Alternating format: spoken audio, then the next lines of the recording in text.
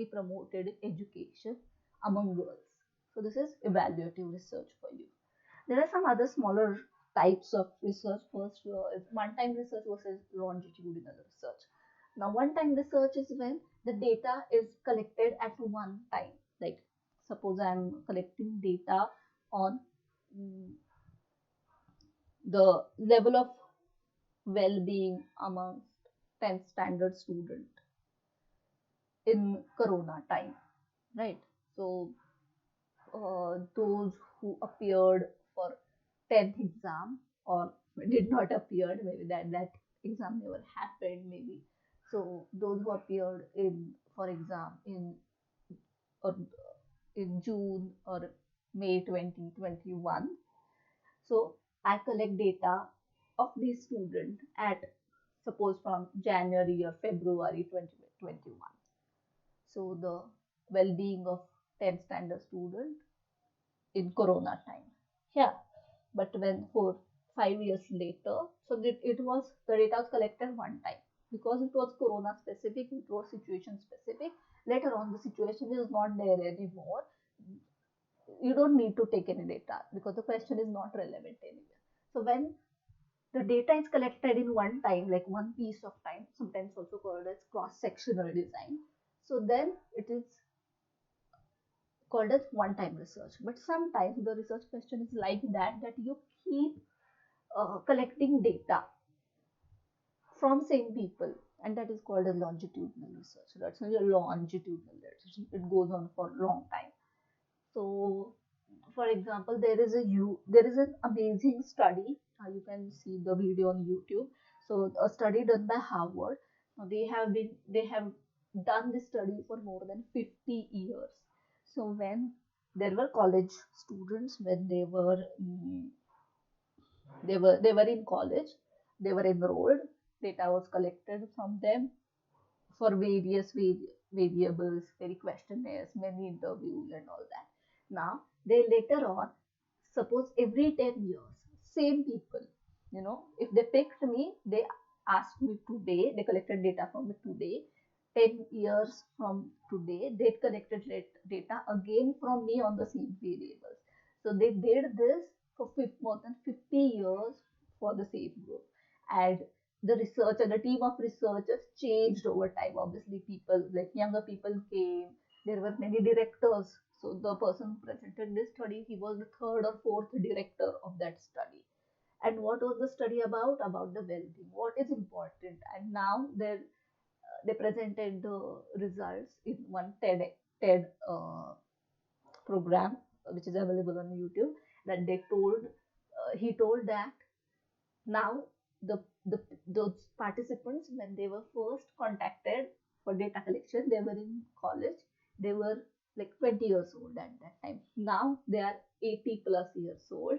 And what does the data suggest? After 50 years of collecting data, they feel that when they were young, they felt that fame, popularity, money, name is more important for being happy. Now when they're 80 plus, most of them, they're now they feel, or their perception has changed. Now they feel that quality of relations is much more important. Having purpose in life is much more important to be happy.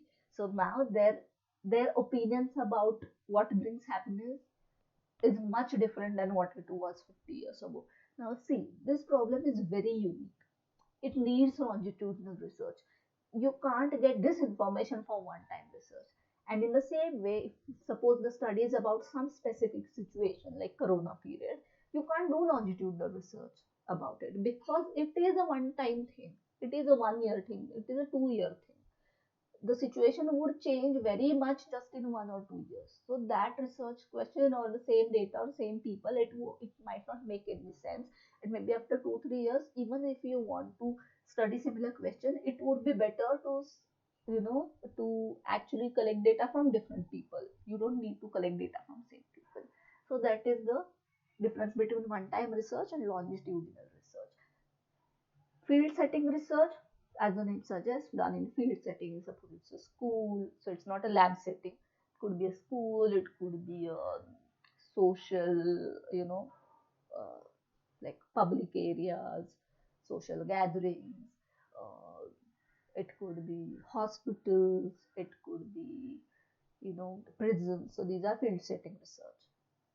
Laboratory research, when the research is done in lab, like our, practicals, our psychology practicals. These are lab experiments. Simulation research, simulation is a machine where actually simulates, it creates the experience, like the car simulations where you don't need to drive a car, but there is a car like structure, car like software where you drive a car like you would drive a car on the road, but it is much safe because you wouldn't, even if if you crash into something that's in the software, you're not really crashing into something. So it gives you idea about the behavior without going out in the world and in safety of this simulation. So when the research uses simulation techniques or simulation programs, then it's called a simulation research. Another type is clinical or diagnostic research, where the focus is on some clinical aspects or diagnosis, like uh, some disorders, some drugs, or sometimes it involves, like disorders and also some MRI, PET, this kind of scans and these techniques, then it would come under clinical or diagnostic research. Another is historical research. As the name suggests, it is about historical information. So it's not about what's happening today, it's about something that happened many years ago. So suppose if suppose today someone wants to do the research on the effect of India-Pakistan partition on the life of kids in that zone. That would be historical research because the time is long gone. It is about the kids in those times. Those kids are either very old now or sometimes not even alive anymore. So it actually uses old data, old documents, old videotapes, old memoirs. Then it becomes historical research.